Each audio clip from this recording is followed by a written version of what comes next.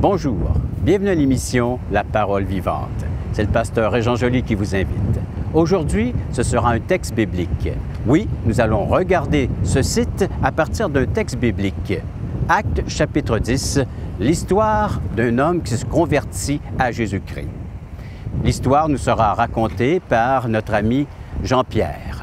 Jeff nous parlera, lui, comment est-ce que Dieu a dû élargir l'horizon de son serviteur Pierre afin que l'Évangile puisse entrer dans le cœur de cet homme et par le fait même dans cette ville appelée Césarée.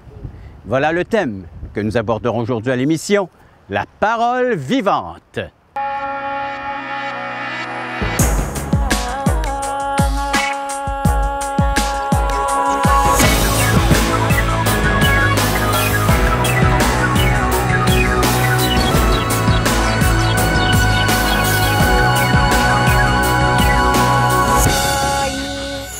Bonjour Jeff, bonjour Jean-Pierre. Bonjour. Pour nous situer, la lecture, un texte. Vous avez votre Bible, c'est Actes chapitre 10, versets 1 et 2. Écoutez attentivement. Il y avait à Césarée un homme nommé Corneille, centenier, dans la cohorte dite italienne.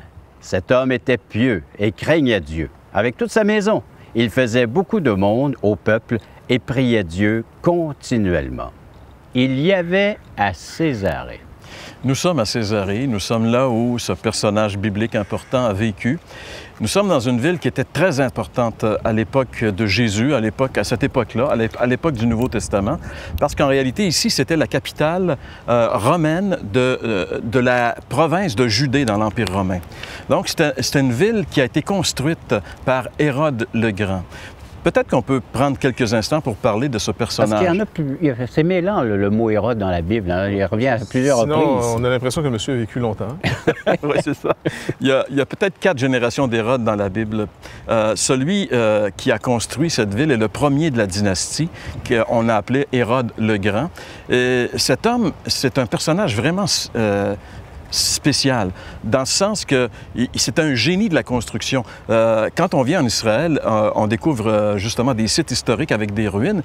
Et heureusement qu'Hérode a vécu, parce qu'il n'y aura pas beaucoup de ruines à visiter en Israël finalement, parce que si on va à Masada, qui est une des grandes structures à visiter en Israël, eh bien, c'est une autre construction d'Hérode. C'était une forteresse. D'ailleurs, Metzeda, en hébreu, veut dire forteresse. C'était une forteresse où Hérode avait décidé de s'installer. Il y a Hérodion, aussi l'Hérodion. On est passé, malheureusement, je pense qu'on n'a pas d'image, mais on est passé cette semaine proche de l'Hérodion. C'était encore là une montagne artificielle qu'Hérode a fait construire avec il y avait sur le dessus une forteresse et il y avait son palais en bas. Et il y a un archéologue israélien qui a consacré sa vie à la recherche de la tombe d'Hérode. Et lui, il était convaincu qu'elle était dans l'Hérodion. Et finalement, il y a quelques années, il a fait cette découverte. Et les touristes peuvent aller visiter ça.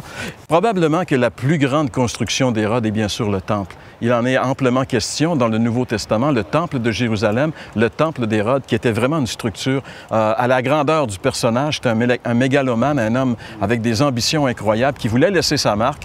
Il a peut-être réussi. Il portait bien son nom, le Grand. Oui, mais c'était un peu à cause de toutes ces constructions qu'il a laissées.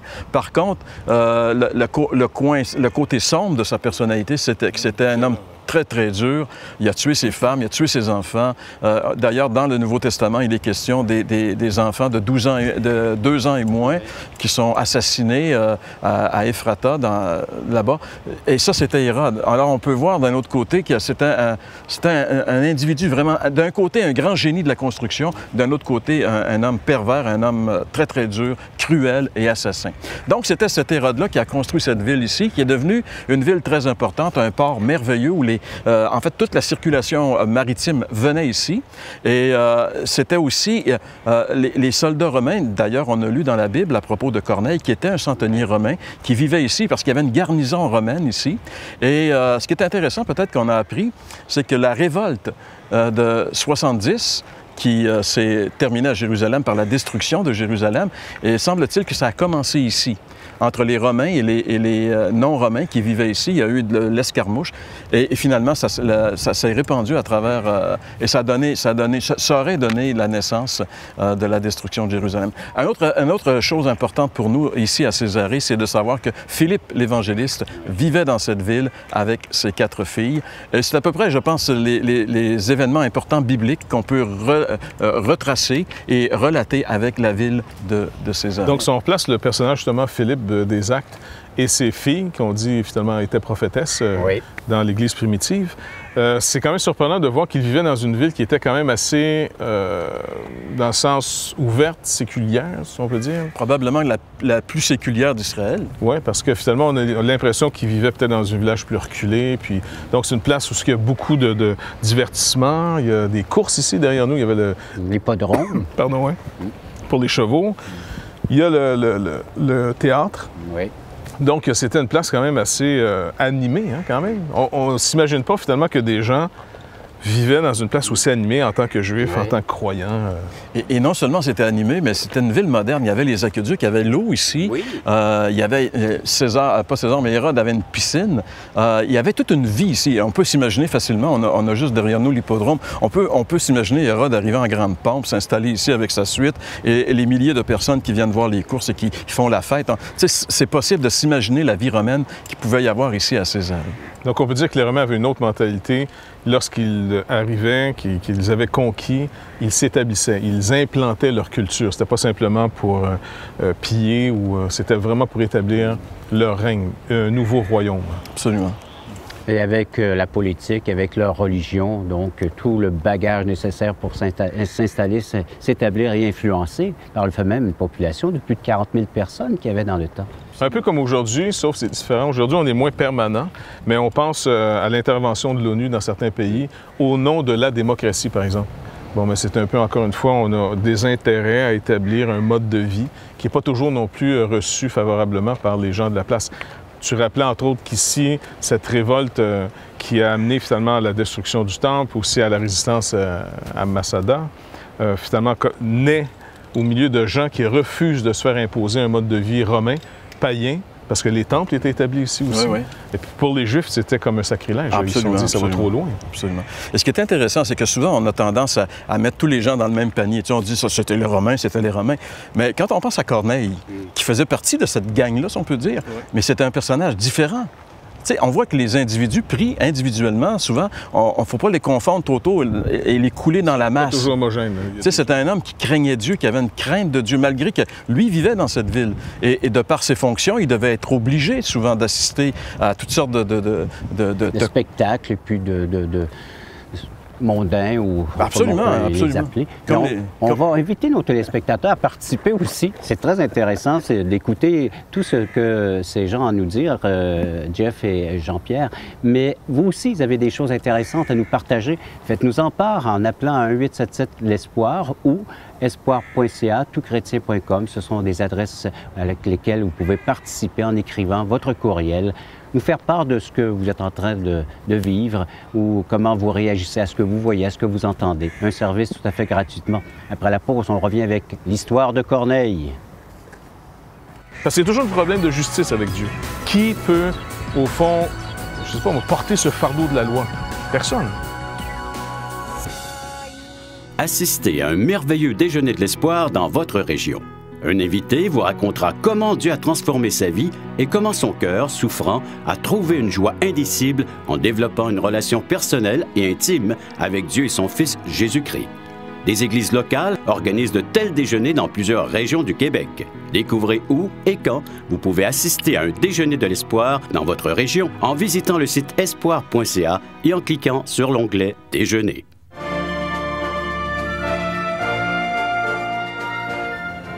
À Césarée, comment l'Évangile est arrivé?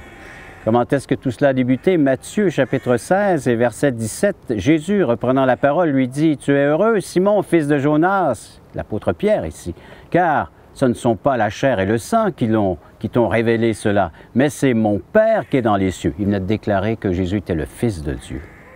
Et il rajoute, « Et moi je te dis que tu es Pierre et que sur ce roc je bâtirai mon Église et que les portes du séjour des morts ne prévaudront point contre elle. Je te donnerai les clés du royaume des cieux.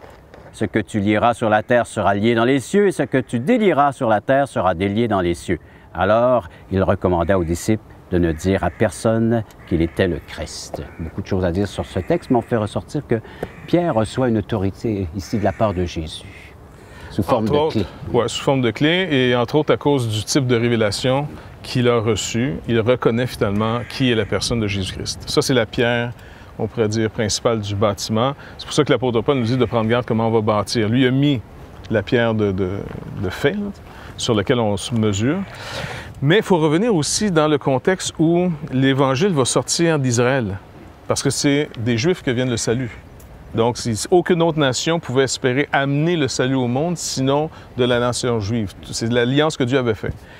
Et pour le Juif de l'époque, entre autres pour Pierre, il était finalement, lui, dans sa culture. Et n'oubliez pas, finalement, la loi avait mis, on pourrait dire, une clôture autour d'Israël. Elle avait séparé Israël du reste des nations, par les commandements de Dieu, par le moyen de vivre, et par surtout l'Alliance. Maintenant, quand Pierre reçoit à la Pentecôte l'Esprit Saint et il commence à proclamer l'Évangile, on pourrait dire qu'il inaugure l'Évangile maintenant de manière officielle, la résurrection de Jésus-Christ étant, par sa résurrection, la justification pour le monde est venue. Donc, il y a un terrain d'une justice en dehors de la nôtre qui peut nous garantir. Parce que c'est toujours un problème de justice avec Dieu. Qui peut, au fond, je ne sais pas, porter ce fardeau de la loi? Personne. Bref, il annonce l'Évangile, et souvent on a l'impression que Pierre l'annonce de manière universelle. C'est vrai que son message est inspiré, et il ne se rend pas compte que ces mots contiennent beaucoup plus que ce que Pierre peut même penser à l'époque qui annonce l'Évangile. Parce qu'il est devant ses compatriotes, et il dit « Dieu appelle aussi loin de vos enfants, ainsi de suite. » Mais il s'adresse aux Juifs quand même. Mais pour lui, c'est des Juifs. Oui.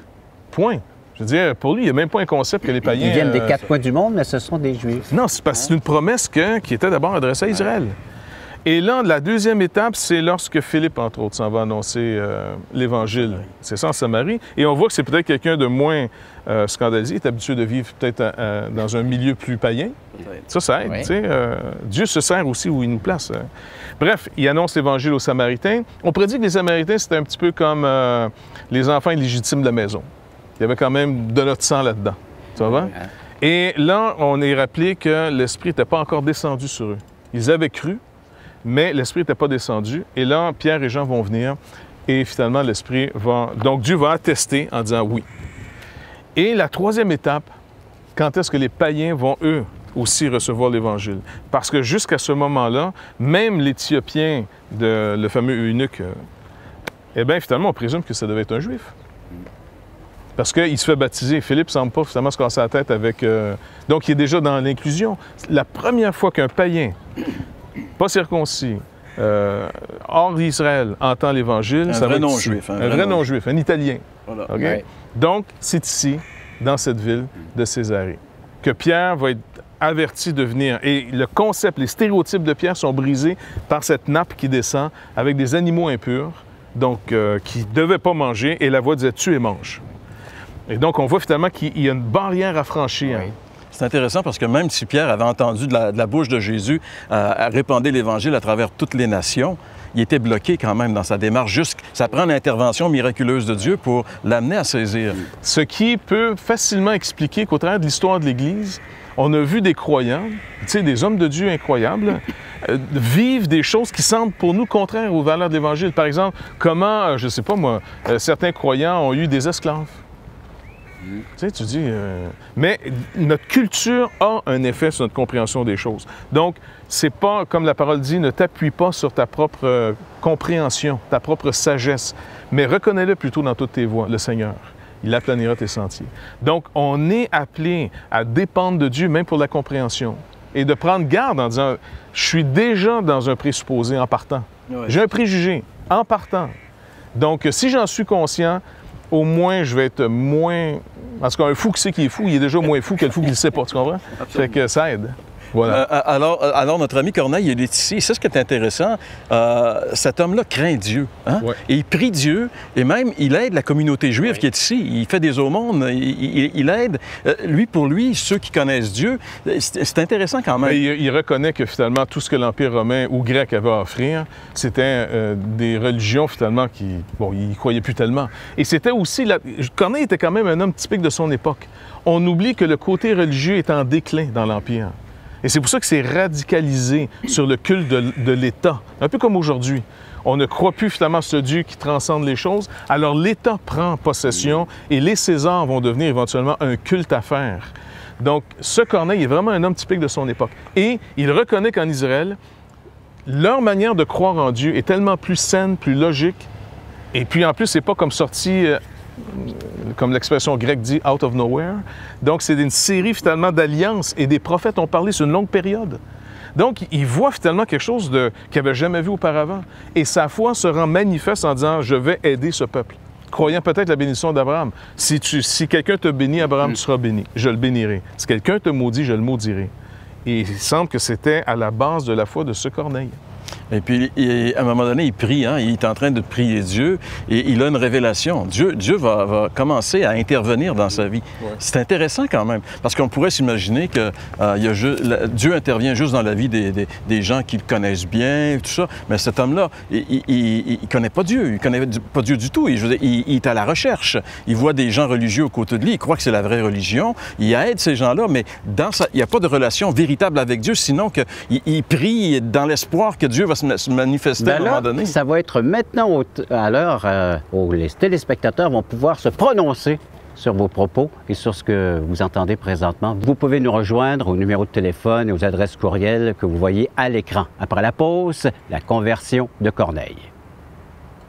Dieu prend du monde normal, du monde ordinaire pour faire son œuvre et il va se charger d'instruire. Il s'agit simplement de rester dans l'humilité pour recevoir l'instruction. Voulez-vous combler le vide dans votre âme? Avez-vous soif d'une sérénité intérieure? La souffrance de votre cœur vous lasse-t-elle?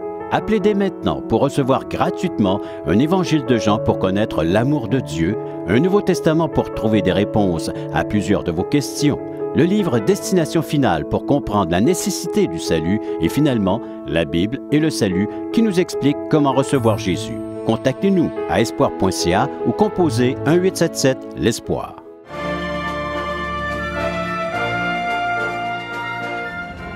Nous sommes devant un homme qui craignant Dieu, qui fait le monde, qui prie, mais il a besoin plus encore pour être sauvé, pour avoir la vie éternelle, l'assurance de son salut. Oui, des fois, on peut s'imaginer que parce que quelqu'un est moral, il est bon, il prie, il va à l'église, on peut s'imaginer que cet homme-là est sauvé ou cette personne-là est sauvée parce qu'elle fait ces bonnes choses-là. Mais ça prend une révélation de Dieu, ça prend l'acceptation de l'Évangile, ce que Corneille n'avait pas. Et ça nous démontre encore une fois l'importance de la prédication de l'Évangile. Personne ne peut être sauvé s'il n'a pas vraiment entendu et reçu le message de l'Évangile, qui est à toute fin pratique la personne de Jésus, parce que l'Évangile, c'est lui. Donc, Corneille va être averti par un ange que quelqu'un va venir le voir. Et de l'autre côté, l'ange va avertir Pierre qu'il doit se rendre ici. Il n'est pas tellement loin, il est à Joppé, dans le coin de Jaffa, dans le coin où on prend l'avion. Oui, c'est ça. Alors, Pierre va venir rencontrer, et là, il va se passer quelque chose, Jeff, d'assez incroyable lorsque Pierre rencontre cet homme-là, finalement. D'abord, on se rappelle que Pierre était toujours dans sa culture. Il vient d'avoir cette vision qui, Dieu lui dit d'arrêter d'appeler les choses que Dieu n'appelle pas impures, impures. Et donc, il va comprendre qu'il doit partir avec ces Romains qui vont l'amener ici chez Corneille, dans sa maison. Il arrive dans cette maison, puis pour lui, c'est comme nouveau, il rentre dans une maison païenne. Il n'a pas peur de se souiller. N'oubliez pas, il y a plein de cultures, de compréhension, de rituels religieux. Et là, il va tout simplement dire, OK, oui, pourquoi vous m'avez appelé? Il n'y a même pas le réflexe de dire, wow, j'ai une occasion de prêcher l'Évangile. Ouais. Pourquoi m'avez-vous appelé? Tu sais, il disait, ben quoi, on voulait savoir le prix des falafels. Donc, ils vont dire, là, on a eu une vision et on est devant Dieu, dis-nous tout. Et là, on voit finalement que Pierre va dire, OK, il donne le témoignage que selon les prophètes, voici l'espérance d'Israël, il est venu, il décrit tout, il dit, à la fin, il a été mis à mort parce que le Messie devait souffrir, il cite les Écritures, il est ressuscité et il dit que quiconque invoquera ce nom sera sauvé. Et à ce moment-là, pendant qu'il est dans son discours encore, il est en train de donner ce qu'il dit, le Saint-Esprit tombe sur eux comme sur eux au commencement. Et pour Pierre, c'est vraiment comme incroyable. Peut-être qu'il peut croire à la limite qu'il pourrait être sauvé, parce que le salut des hommes n'était pas que le privilège d'Israël. Mais Israël était une communauté réservée pour Dieu. Pour être dans l'œuvre de Dieu, il fallait que tu fasses partie de cette ethnie, de cette culture. Maintenant, ce Corneille reçoit le Saint-Esprit comme eux au commencement. Ils se mettent à parler en langue et à prophétiser. Et ils sont tellement surpris que là, c'est sûr qu'il va le baptiser d'eau en disant « Écoute, les gars, on a déjà été baptisés du Saint-Esprit, on est qui, nous autres, pour être baptisés d'eau? » Mais ce témoignage est répété 2 fois, parce que dans Acte 11, on le voit retourner finalement à Jérusalem, et les frères qui étaient donc de l'origine juive, le fondement de l'Église, eux vont commencer à faire des reproches à Pierre en disant « Vous êtes allé chez les païens. » Et lui, il dit « Attendez, il est calme, parce que tout le monde est énervé. » Donc, ça nous montre encore une fois à quel point notre culture, Dieu prend du monde normal, du monde ordinaire, pour faire son œuvre. Et il va se charger d'instruire. Il s'agit simplement de rester dans l'humilité pour recevoir l'instruction. Et ce Corneille, finalement, va être pour Pierre, dans sa théologie à Pierre, ce que Paul aussi va récupérer, un point très important. Pour Pierre, maintenant, on est sauvé comme ce Corneille. Et Corneille n'est donc plus sauvé, la base n'est plus eux, les Juifs, pour être sauvés avec toute la loi de Moïse. Maintenant, il comprend que les gens sont simplement sauvés sur une simple base de « Crois au Seigneur Jésus et tu seras sauvé ». Corneille en était la manifestation. Et par le discours et le témoignage qu'il rend, il calme l'Église de Jérusalem. Ça rend acceptable. Heureusement que Dieu est intervenu avec 2 miracles dans cette histoire-là, ce qui est... Là, devant ces 2 miracles-là, les Juifs de Jérusalem, ils ne peuvent plus rien dire. Ah non, là, c'est Dieu qui parle. Alors là, ils vont se soumettre. Et à partir de ce moment-là, on voit l'Évangile commencer à sortir. À partir d'ici, l'Évangile va partir dans le monde entier, vers les nations. Et l'Évangile rentre maintenant chez les Québécois à travers l'émission La Parole Vivante. Oui, un Évangile qui franchit non seulement les frontières, les barrières, mais les obstacles qu'il peut y avoir dans une vie et les obstacles qu'il peut y avoir dans votre vie. L'Évangile est prêt à y faire une demeure dans votre cœur. Vous aimeriez en savoir davantage? Appelez-nous 1-877-l'Espoir ou visitez-nous, espoir.ca, toutchrétien.com, les sites à visiter. Vous pourrez nous faire part par courriel de vos demandes, de vos commentaires et de vos questions. Ça sera un plaisir pour nous. Après la pause, on regarde un évangile présent chez vous. Vous avez peut-être déjà une vision, vous pensez à des grands projets. Dieu a un projet unique pour votre vie. Espoirpourlecoeur.org aborde des problèmes que tous peuvent rencontrer un jour. Solitude, culpabilité, manipulation, rébellion et adultère. Chaque problème est clairement défini avec ses symptômes et ses caractéristiques. Des pistes de solutions sont données. Le but du site espoirpourlecoeur.org est d'encourager les chrétiens à s'entraider. Pour participer à l'une de nos conférences, consultez notre site espoirpourlecoeur.org.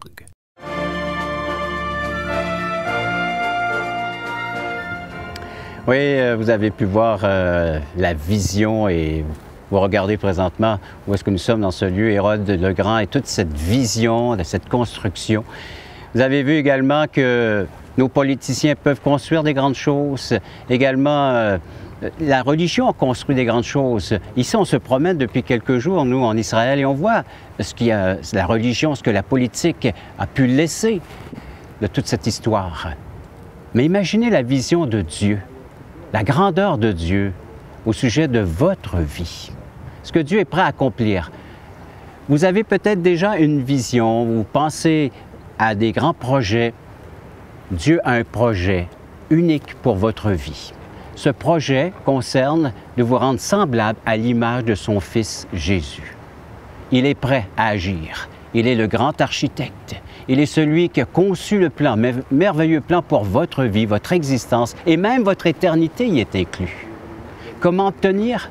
Corneille. Regardez l'histoire de Corneille à nouveau dans Actes, le chapitre 10.